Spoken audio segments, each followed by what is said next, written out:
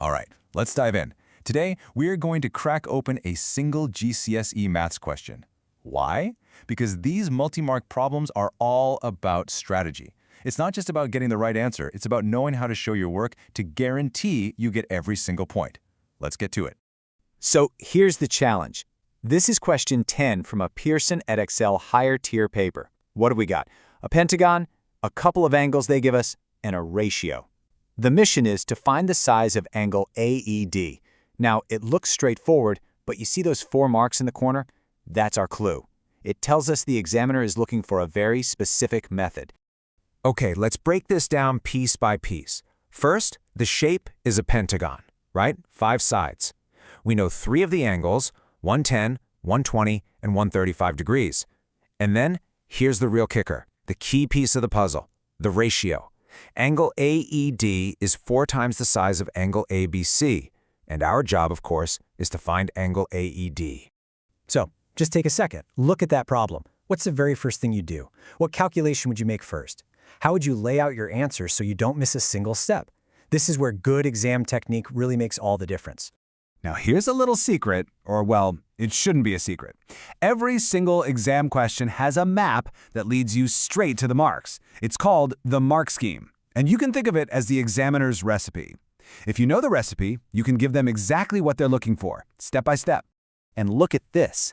This is the actual blueprint for our question. You can see there are 3 P1 marks. P stands for process. That means showing your method. And there's only 1 A1 mark for accuracy. That's for the correct answer. So what does that tell you? It tells you that 3/4 of the marks, 3 out of 4, are for the journey, not just the destination. Okay, we've got the blueprint. Now let's build the answer. We're going to go after this 1 mark at a time, following the plan, and build our way to a perfect 4-mark solution. First up, the mark scheme said it wants to see a process to find the sum of the interior angles of a pentagon. You see, before we can do anything with the specific angles, we need to know what the whole lot adds up to.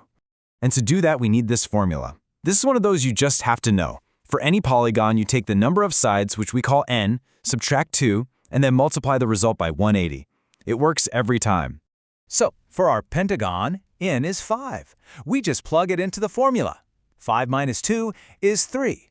And 3 times 180 degrees gives us 540 degrees. And just by writing that down, boom, you've just earned your first process mark. 1 down, 3 to go. Great. So we know the total is 540. What's the next logical step? Well, let's figure out how many degrees are left over for our 2 mystery angles.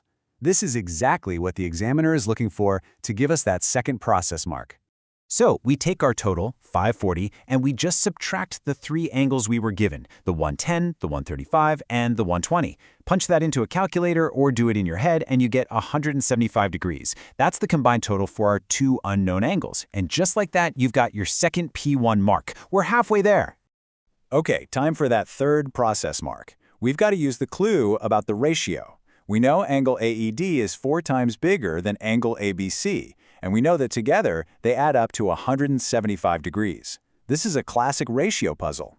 The easiest way to handle this is to think in parts. The ratio is 1 to 4, right? So altogether, that's 5 equal parts.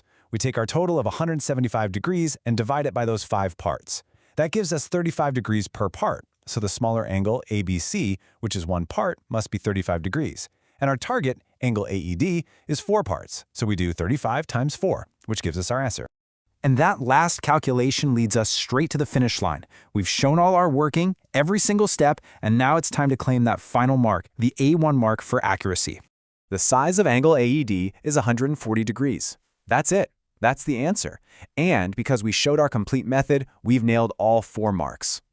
So, we solved it. But the real lesson here isn't the number 140. It's the journey we took. It's that step-by-step method and understanding why showing that journey is absolutely non-negotiable in an exam. And hey, don't just take my word for it.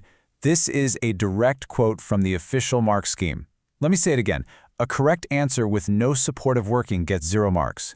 You could have a magic crystal ball that gives you the right answer, but if you just write down 140, you get nothing, 0. That one sentence is probably the most important bit of exam advice you'll ever get. So let's wrap up with the big takeaways here. In these problem-solving questions, your method is where the real marks are hiding. Remember, every single step of your working is a chance to earn a point. So, break down the big questions into smaller, manageable steps. And don't forget, that mark scheme isn't some secret document for teachers. It's your roadmap to success. So I'll leave you with this thought.